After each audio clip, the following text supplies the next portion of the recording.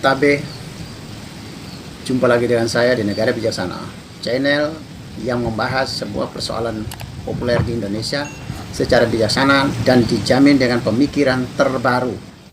Saat ini publik politik Indonesia yang tadinya terbelah dua, yaitu yang suka Jokowi, pro Jokowi, dan anti Jokowi, yaitu sisa dari Pilpres 2014 dan 2019 yang terbelah menjadi kadrun dan cebong. Kadrun itu para pembenci Presiden Jokowi, sedangkan cebong adalah para pecinta Presiden Jokowi, para pendukungnya. Memasuki pemilu 2024 ini, ada satu fenomena yang menarik bagi saya, yaitu entah ini by design atau secara insidental atau secara kebetulan, saya tidak tahu persis ya. Tapi pada prinsipnya kita lihat setelah belajar dari pemilu 2014 dan 2019 yang menghasilkan ketegangan besar di Indonesia, keterbelahan massa di Indonesia atas dasar SARA antara Jokowi dan Prabowo, lalu pasca Pilpres 2019 menyisakan antara kadrun, kadal gurun, dan cebong, itu cukup tajam. Tapi memasuki 2024, pemilu Pilpres 2024 ini, muncul pertarungan atau muncul keterbelahan. Namanya belum ada, tetapi intinya bahwa pro Jokowi dan yang membenci Jokowi sudah berubah formasi. Dari yang tadinya pro Jokowi terbelah, ada yang masih pro Jokowi, ada yang sudah tidak suka Jokowi. Karena melihat Jokowi sudah di luar harapan lah. Ada orang yang mengharapkan Jokowi mendukung Ganjar di 2024, ternyata harapan itu tidak terjadi. Jokowi malah membelok mendukung Prabowo, sehingga pendukung Jokowi dari 2014 sampai 2019 ini kini menjadi terbelah.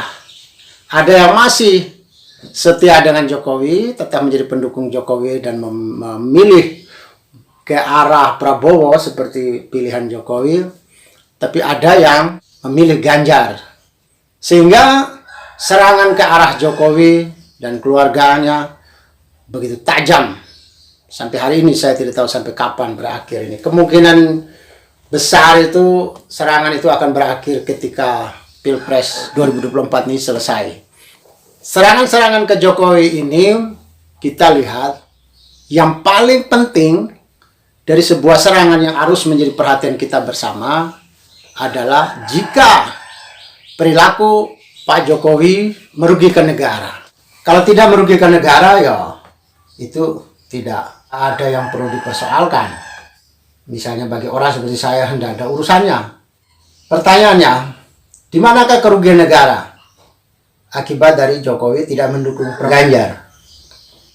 Saya berusaha mencari ya celah. Di mana kerugian negara? Di mana kerugian saya sebagai warga negara Indonesia akibat dari Jokowi tidak mendukung Ganjar? Sebagai warga negara Indonesia, saya sudah memeriksanya, ternyata tidak ada yang rugi. Sama juga dengan Anies tidak mendukung Ganjar, saya tidak rugi. Atau Ibu Megawati tidak mendukung Anies, saya juga tidak rugi.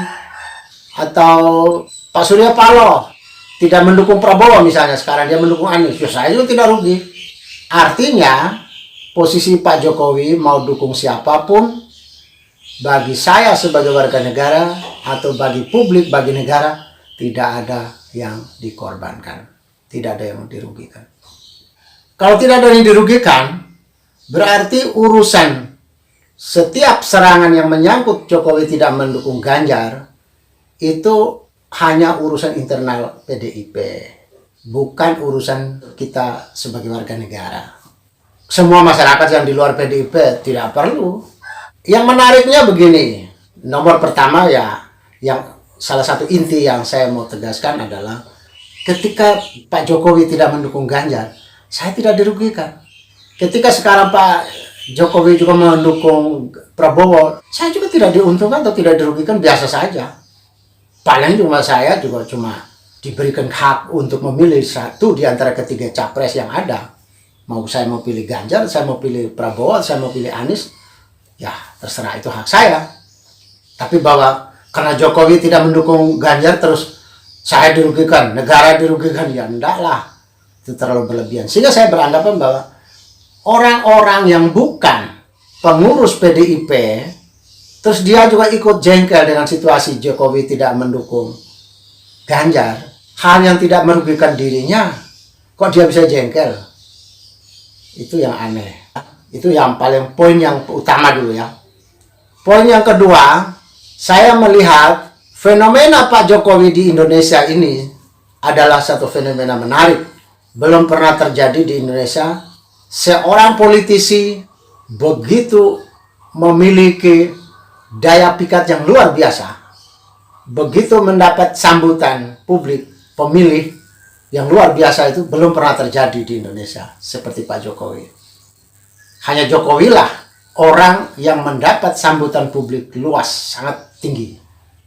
Dia dimunculkan padahal dia bukan tokoh parpol, dia bukan pemilik parpol. Ya sebenarnya parpol itu tidak ada pemilik, parpol milik bangsa, milik negara, milik umum.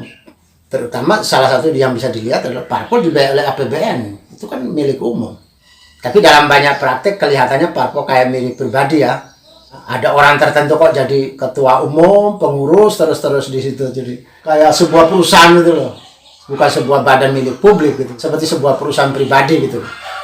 Sehingga Pak Jokowi ini muncul dengan membawa para pendukung yang amat besar di Indonesia. Akhirnya Jokowi seorang memiliki nilai jual yang sangat tinggi di semua mata partai politik. Akhirnya politikus yang lainnya umumnya boleh memohon-mohon, kadang menyembah-nyembah parpol untuk supaya mereka bisa jadi pengurus lah, atau bisa dicalonkan menjadi ikut pilkada, ikut caleg legislatif lah, atau apa pokoknya gitu. Hanya Pak Jokowi lah yang orang yang tidak perlu menyembah-nyembah banyak parpol, tapi parpol berantri-antri ingin mendapatkan perhatian Jokowi, ingin mendapat dukungan Jokowi. Kubu-kubu partai politik berantri-antri berharap supaya Jokowi berada di pihaknya. Tapi secara formal Pak Jokowi secara administratif ya, bahkan secara de jure dia terdaftar sebagai anggota PDIP. Tetapi lihat dari perilaku politik Jokowi, yaitu orang sederhana, yang kedua orang prestasi, dan yang ketiga orang yang tidak peduli, tidak pernah mau ribut dengan orang lain yang menghina dia, yang mengejek dia, dan dia juga tidak pernah mau menyerang orang lain juga. Ini yang tidak pernah dimiliki oleh banyak orang. Dan yang keempat terakhir, setiap orang yang akan mengancam kestabilitasan politik Pak Jokowi dan yang merusak negara ini, dan dia ada disinyalir ada catatan hukum yang jelek, maka dia harus diangkat ke jalur hukum. Sehingga kekuatan-kekuatan yang menghalangi, yang menggoyahkan stabilitas politik Jokowi, dia harus berhadapan, harus segera diakhiri dengan proses hukum. Apa salah Jokowi? Tidak. Karena memang orang itu secara hukum dia bersalah. Diproses, tidak salah. Namun dampak dari proses hukum terhadap orang ini, stabilitas politik Pak Jokowi aman. Pak Jokowi tidak salah. Kalau dia salah, kecuali dia mengkriminalisasi orang yang tidak bersalah, dibuat supaya salah. Selama pengadilan digelar, terus orang itu terbukti secara meyakinkan di depan hakim bersalah, ya berarti bukan kriminalisasi. Memang orang pelanggar hukum yang diproses, dan orang itu memiliki dampak terhadap stabilitas politik. Akhirnya Pak Jokowi tetap berjalan dan kuat. Ke depan, di tengah hegemoni-hegemoni partai politik selama ini, Seringkali partai politik mengirim calon-calon pemimpin yang kurang memadai, sampai rakyat pun suka tidak suka harus pilih seperti yang mereka sudah ajukan. Meskipun orang itu tidak bagus, tapi tetap harus dipilih karena itu sudah pilihan partai politik. Adalah lembaga yang difasilitasi, ya ada jaminan hukumnya bahwa memang partai politik lah yang punya tiket untuk mengusulkan calon-calon pemimpin. Ke depan sebenarnya kita membutuhkan putra-putri terbaik tampil. Kalau memang dari partai politik tidak bisa diharapkan untuk memunculkan orang terbaik, ya dari orang non politik, dari luar partai politik. Kita berharap supaya ada yang tampil. Kalau yang bagus. Toh di dalam undang-undang dasar kita, di dalam regulasi pemilu kita tidak pernah mengatakan bahwa seorang calon pejabat di Indonesia, calon pemimpin Indonesia adalah anggota dari sebuah partai politik. Enggak. Adalah yang WNI, warga negara Indonesia. Kan Jokowi juga warga negara Indonesia, siapapun lah. Asal dia warga negara Indonesia, dia mau anggota partai politik, mau tidak jadi masalah. Yang penting diusulkan oleh partai politik lah. Atau kalau para kepala daerah, ya diusulkan oleh kelompok independen selain dari kubu partai politik. Boleh saja. Kita berharap selama hegemoni partai politik, hegemoni para pimpinan partai politik yang begitu kuat, kokoh ini, dan sulit memunculkan kader-kader terbaik, maka kita berharap, bangsa ini berharap supaya muncul tokoh-tokoh di luar partai politik seperti Pak Jokowi yang memiliki kekuatan sehingga dia memiliki daya takluk yang tinggi terhadap hegemoni partai politik, hegemoni para pimpinan partai politik. Dia bisa menaklukkan mereka-mereka ini untuk mendukung dia. Kita butuh individu-individu yang memiliki kekuatan seperti Jokowi. Mungkin partai politik akan belajar dari kasus PDIP, mungkin kecewa dengan Pak Jokowi. Ternyata ke depan harus berbeda, misalnya partai-partai politik juga mungkin, yang lain juga mungkin akan belajar dari masalah itu. Bahwa lain kali kita tidak boleh lagi memilih orang dari luar partai. Harus kaderisasi partai ini sendiri. Mungkin saja. Tetapi sepanjang mampu menghasilkan tokoh hebat, boleh-boleh saja. Tapi kalau tidak, tokoh luar partai politik bisa jauh lebih populer dibanding tokoh-tokoh dalam partai politik. Nah, kalau kenyataan gitu dengan elektabilitas, dengan selalu diklarifikasi peran dari para lembaga survei yang begitu tinggi seperti sekarang ini, bisa jadi arus dukungan publik itu berbeda dengan hegemoni partai politik. Partai politik maunya Megawati yang naik, yang maju. Tapi publik maunya Jokowi. Akhirnya kalahlah partai politik. Mungkin kemarin PDIP maunya Puan Maharani.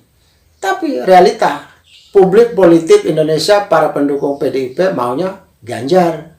Akhirnya Ibu Megawati juga mengalah ikut suara publik. Ke depan saya berharap memang kemungkinan besar itu partai-partai politik akan berkaca dari kasus hubungan Jokowi dengan PDIP. Sehingga kemungkinan akan belajar dari situ, tidak lagi mengirim calon dari luar politik, di luar partai politik. Tapi saya pikir kalau di negara bijaksana, itu tidak boleh mengganggu perjuangan para anak bangsa Indonesia yang tidak ikut dalam partai politik, tidak boleh terganggu. Tetap menjalankan hidup, mengembangkan diri yang terbaik. Nanti kalau you tetap terbaik, pasti lembaga survei tetap berperan untuk melaporkan suara publik yang sesungguhnya. Nanti tinggal dicocokkan suara publik maunya A, apakah perpol, mana yang mau, siapa yang mau.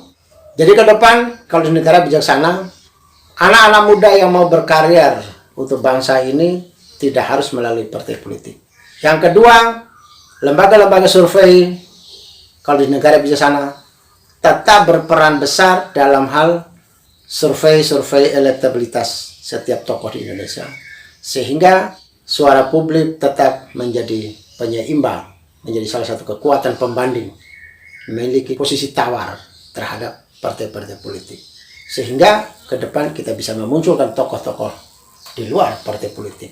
Masih boleh, karena kita tidak penting kan mau tokoh politik ada dalam partai politik atau luar partai politik, tidak jadi masalah. Yang penting dia warga negara Indonesia.